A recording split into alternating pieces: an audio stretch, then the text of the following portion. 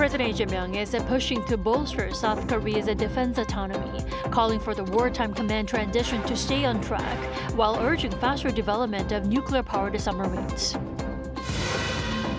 With the U.S. President Donald Trump renewing overtures to North Korea and China's top diplomat Wang Yi set to visit Seoul, attention is now turning to whether the latest diplomatic moves could open the door to renewed talks with Pyongyang. Recovery efforts are in full swing in Geoje and Pyongyang cities after record-breaking downpours triggered widespread flooding and landslides over the three-day National Liberation Day holidays, with hundreds of displaced residents still unable to return home. At the start of civil drills this week, President Jae-myung has urged that the transfer of wartime operational control from Washington to Seoul proceed without disruption and faster progress on a nuclear-powered submarine construction project. Our Yoon Jung-min reports. Presiding over a cabinet meeting on the first day of the Ulji exercise, President Lee Jae-myung called for an airtight security posture corresponding to the changing global security environment. 군대뿐만 아니라 경제, 사회 모든 분야에서 작은 빈틈도 발생하지 않도록 안보 위협 대비에 늘 만전을 기해야 되겠습니다. Highlighting South Korea's robust defense capability, the South Korean commander-in-chief also urged for greater advancement in operational capability. 이를 위해서 전시작전권의 임기 내 완수를 당초 정부 계획에 따라서 차질 없이 추진해 나가야겠습니다. He also instructed his officials to continue their preparation to newly open an integrated military academy for future warfare and urged that the joint project with the U.S. to construct nuclear power submarines be carried out in a speedy manner.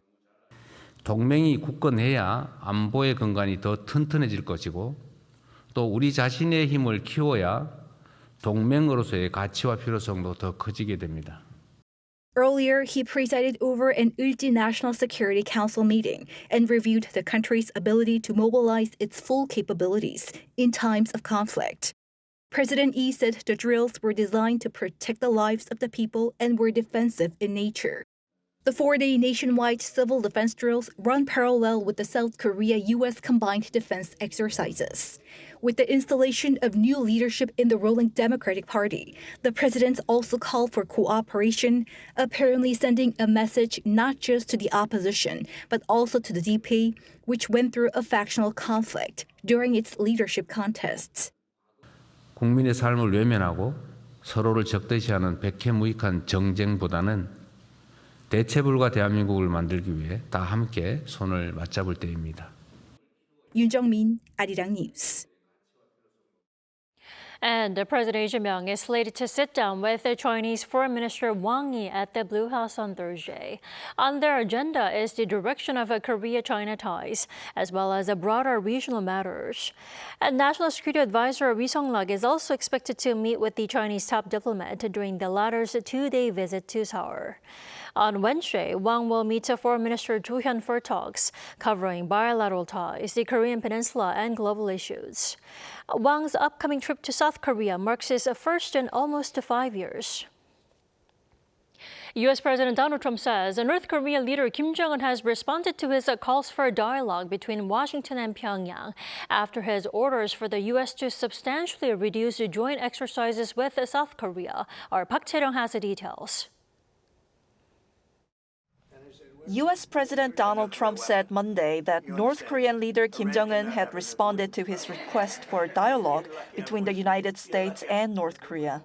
Speaking to reporters in the Oval Office, Trump was asked whether he had received a response from the North Korean leader. How do you know he hasn't responded? Has he? Yeah, he has. When asked where the talks currently stand, Trump said they were very positive. Trump offered no further details about when or how Kim responded or what the North Korean leader said. He said Kim has always treated him with great respect, adding that the two leaders have a good relationship. Trump also defended his decision to scale back joint military exercises with South Korea, saying the move would make the situation safer. No, I'm making it much safer. You see, I'm actually making it much safer. Kim Jong-un has always treated me with great respect, and we met on numerous occasions, actually, 2 primary occasions, spoken and spent time. I understand him, he understands me. You're doing war games. I get along with him. Trump called for fairness, citing South Korea and NATO allies, arguing that the U.S. cannot continue protecting other countries without greater support from them. Earlier Sunday, Trump said in a post on Truth Social that he had instructed Secretary of War Pete Hegseth to substantially reduce joint military exercises with South Korea. Trump said he was not happy about U.S. participation in the exercises, highlighting his very good relationship with the North Korean leader. He also claimed that South Korea had recently declined to join the United States in the denuclearization of Iran. Meanwhile, Seoul's National Security Advisor Wi Sung-rak said Tuesday that South Korea hopes Trump's efforts to resume dialogue will lead to meaningful talks between Washington and Pyongyang. He added that Seoul will continue to coordinate with Washington on joint military exercises. 박채령, Arirang News.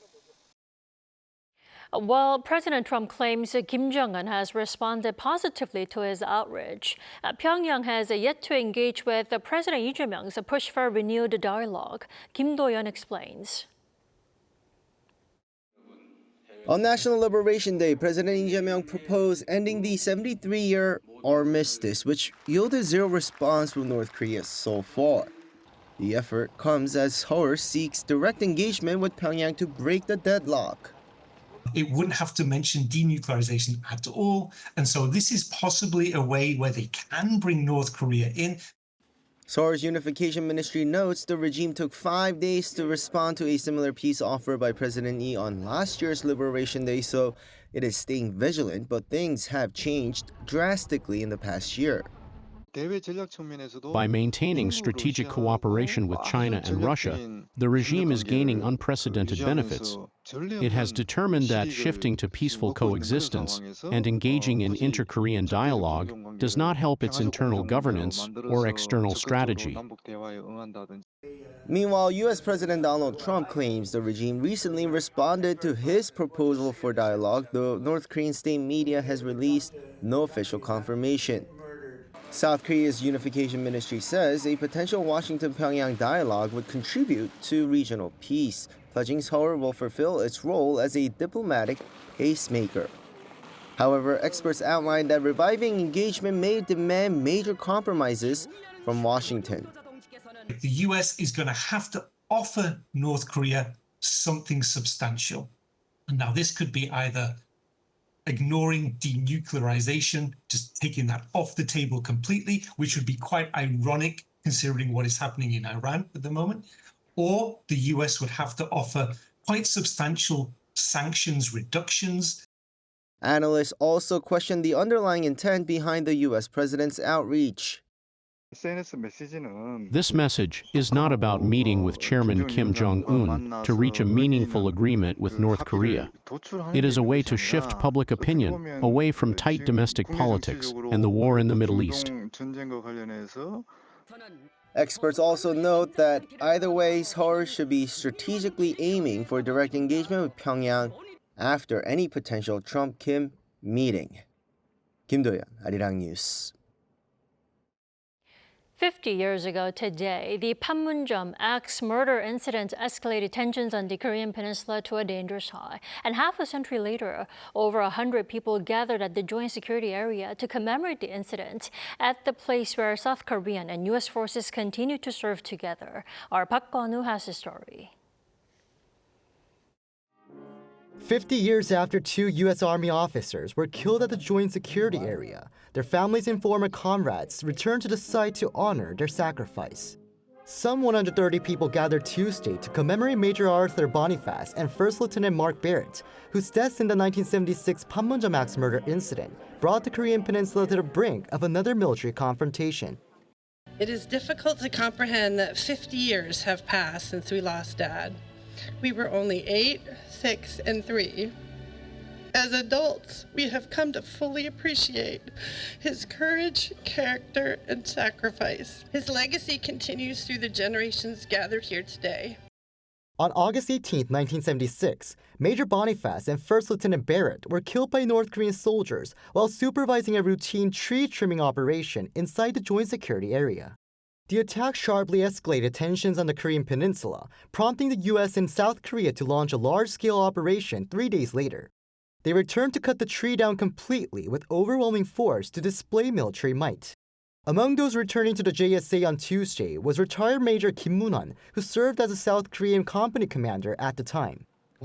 Boniface and Barrett were gentlemen and warm-hearted men who loved their families. They were outstanding soldiers, whom I have great respect for. I will never forget the sorrow of losing my comrades, nor can I forget the families who have lived with that pain. Half a century later, South Korean, U.S. and United Nations Command troops continued to serve together at the JSA. Peace is not a natural state. It is a fragile condition that must be guarded, fought for, and sometimes, tragically, paid in blood. The Republic of Korea, United States, and United Nations Command soldiers from across the globe continued to stand exactly where they stood. 5 decades after the incident, Tuesday's ceremony served as both a tribute to the two fallen officers and a reminder of the security partnership that continues at the JSA today. 박건우, Arirang News.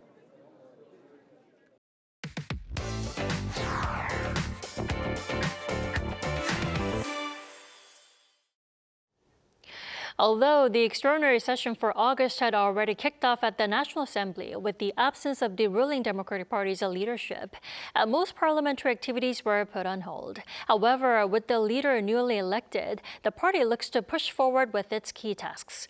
For more on this, we have our political correspondent An Sung-jin here with us. Welcome, Sung-jin. Thanks for having me, Dami. So, Sung-jin, walk us through the leadership contest results first. Sure. Following the long-awaited national convention that took place yesterday, that is Monday here in Korea, the ruling Democratic Party has chosen Kim Min-seok as its new leader. Now, originally a three-way race, the leadership contest went into a preferential runoff after none of the candidates secured a majority during the first round. Kim defeated his rival Chung Cheong-rae, former chairman of the party, by less than 10 percentage points.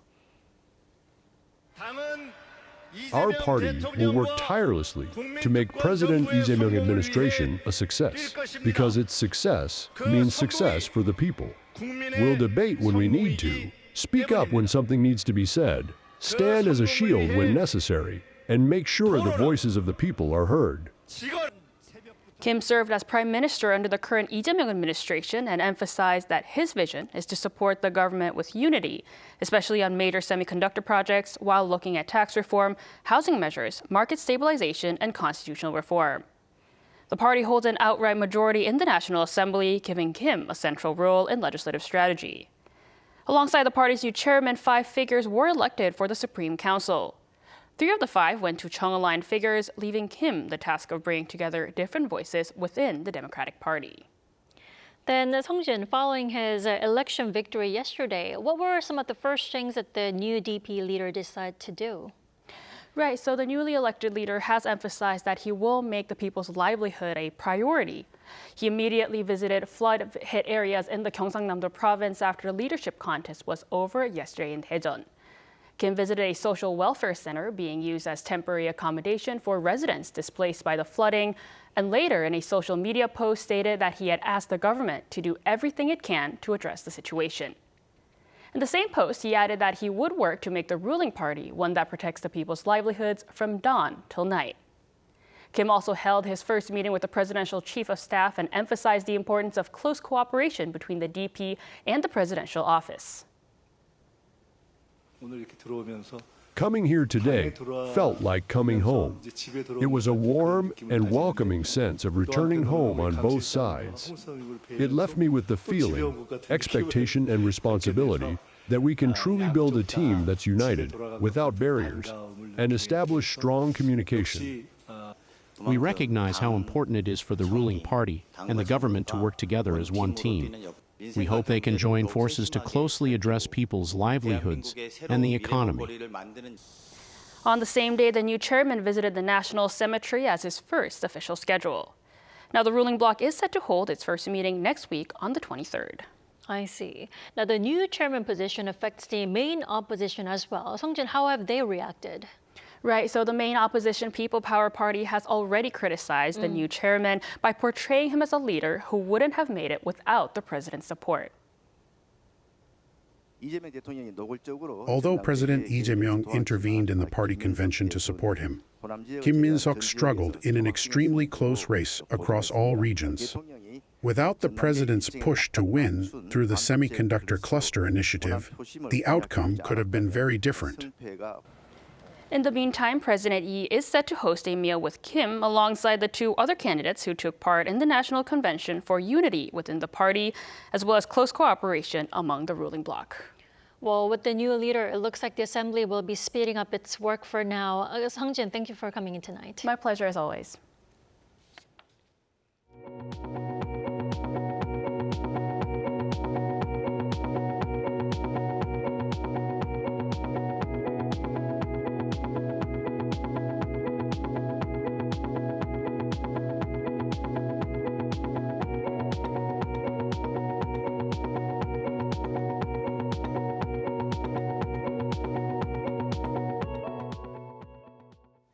Cleanup is underway tonight in Geoje city here in the country after record rainfall battled the region. 2 days after the storm, residents are still sheltering in temporary housing. Kim So-young has the latest. More than 950 millimeters of rain fell on Geoje in just 3 days, leaving the city in ruins. Streets were torn up, debris scattered everywhere, and cleanup crews have been working block by block, slowing traffic and daily life across the city. Nearby commercial districts were hit just as hard. Floodwaters tossed cars around the street, and shop owners are now surveying shattered windows and torn-off frames. Across Gyeongsangnam-do province, more than 2,500 damage reports have come in, from flooded homes and roads to fallen trees, while flash flooding and overflowing drains knocked out power and water for thousands of homes. The rainfall came after months of severe droughts, making the sudden torrent even more devastating for a city that took a direct hit. Officials say it could be a long road back to normal. This morning, as Geoje remained under a heavy rain advisory, another 30 millimeters fell on already saturated ground. But as the rain eased, emergency crews moved in, clearing mud and debris and repairing drainage across roads, neighborhoods, and markets. But the danger isn't over. Rain is still falling in parts of the region, raising fears of rising water levels in rivers and more landslides to come. That's why 245 people and 145 households across Geoje and Dongyang are spending a second night in temporary shelters. There is some good news. City and inner city buses in Geoje suspended yesterday are back running on every route. But schools are still feeling the impact, with 21 schools in Geoje canceling classes today. And more than 4,000 households lost running water, with only some service restored so far, leaving many residents still without it as recovery continues. Kim So-young, Arirang News. The cabinet on Tuesday approved the regulations laying out the structure and operations of South Korea's new Serious Crimes Investigation Agency, set to launch in October. According to the Interior Ministry, the agency will have nearly 3,000 personnel and investigate 7 categories of serious crimes, including corruption and economic crimes. Specialized units will be established nationwide, while separate units will handle supplementary investigations requested by prosecutors. The ministry said it will now move ahead with follow-up preparations, including appointing investigators and setting up facilities and necessary systems. A global credit rating agency has sharply raised its growth forecast for South Korea this year, citing a continued semiconductor boom and strong exports. Our Kim Bo-kyung tells us more. Global credit appraiser Moody's Investor Service has raised South Korea's economic growth forecast for this year on the back of the semiconductor boom. According to its latest report on the country's sovereign credit rating, Moody's expects the Korean economy to grow 3.5% this year and 2.7% next year. This is nearly double its previous forecast of 1.8% for this year, released just 6 months ago in February. It is also a 1 percentage point increase from 2.5% forecast in its Global Economic Outlook released in May. Moody's makes a positive forecast, citing the semiconductor supercycle and strong exports. With strong chip demand and limited alternatives to South Korean suppliers of high-end memory chips, Moody says that the semiconductor cycle is expected to remain strong at least through the middle of 2027. Backed by a very strong chip boom, goods exports rose 51% in the first 7 months of this year from the same period last year. Moody's also highlights the government's mega projects aimed at fostering 3 key areas: semiconductors, AI data centers, and physical AI. Moody's added that if these efforts are a success, South Korea could boost productivity and raise the country's potential growth rate. Amid continued excess tax revenue and an improved growth outlook, Moody's said the South Korean government's fiscal position is likely to be better than previously expected. It forecasts the fiscal deficit at 3.8% of GDP this year, 0.1 of a percentage point better than the government's initial target. Kim Bo-kyung, Arirang News.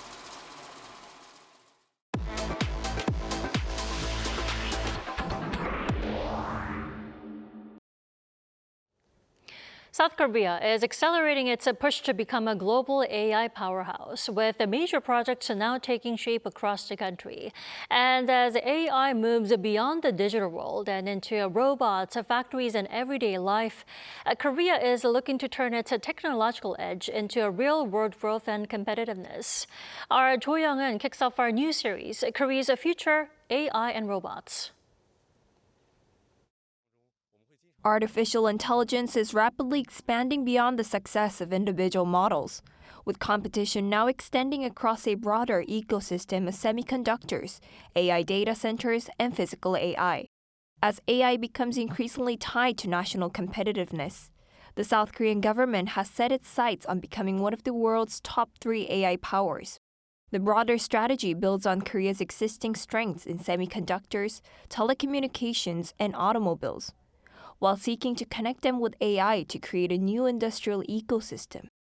소재 부품 장비 등 산업 생태계 전반을 함께 지원할 방안, 그리고 나아가서 피지컬 AI의 발전이 제조, 인공지능 전환의 역량 강화로 이어지는 산업 대도약 전략이 반드시 필요합니다. Last month, President Lee also held a series of meetings with global big tech leaders and unveiled the San Francisco AI Declaration, signaling the ambition to position Korea as an indispensable player in the global AI supply chain. Experts say securing a leading position in the global AI race means more than developments in technology and innovation. The first is how well equipped Korea is with infrastructure such as data centers. Then AI models are built on top of that, followed by data, and then the broader adoption of AI across industries to build industrial competitiveness. With all 4 of these elements, Korea can be considered competitive.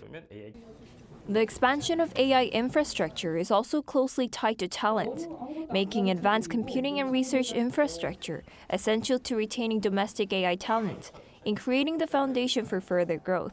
The goal is to turn these investments into stronger industries and ultimately greater export competitiveness. As Korea already has a strong competitive edge in manufacturing, experts say integrating AI into industries where Korea has established expertise could provide a more practical path towards strengthening its position in the global market. In the short term, securing industrial competitiveness is what matters. Even at the current level, Korea can build competitiveness by taking a full stack approach. There should be a focus on areas that the country is already good at, such as manufacturing, and find ways to integrate AI into those industries and turn that into exports. As AI rapidly reshapes industries around the world, Korea's challenge is to move beyond developing individual technologies and build an ecosystem that connects infrastructure, talent, and industry, turning its AI ambitions into tangible industrial competitiveness. Jo Young-eun, Arirang News.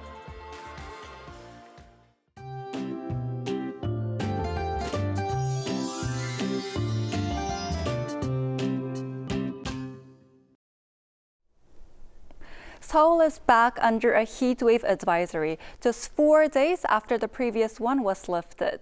Heat wave and tropical night advisories are also back in place across parts of the inland areas and along the east coast. Meanwhile, you'll need to keep an umbrella handy tomorrow. 5 to 30 millimeters of rain will fall across parts of Chungcheongdo, Gyeongsangbuk-do, and Jeollado provinces through the morning hours. And scattered showers are in the forecast for most areas except for Seoul. In areas that have already seen heavy rain, strong showers could lead to additional damage, so please be prepared. Tomorrow, Seoul will start the day at 24 degrees, Chuncheon 22, and Busan 25 degrees. Then by the afternoon, Seoul will get up to 32 degrees, Daegu 33, and Gwangju will soar to 31 degrees. Looking ahead, Seoul's daytime high could climb to around 33 degrees with heatwave conditions continuing. And on Saturday, we'll see another round of rain across the central regions. Now here's a look at the weather around the world.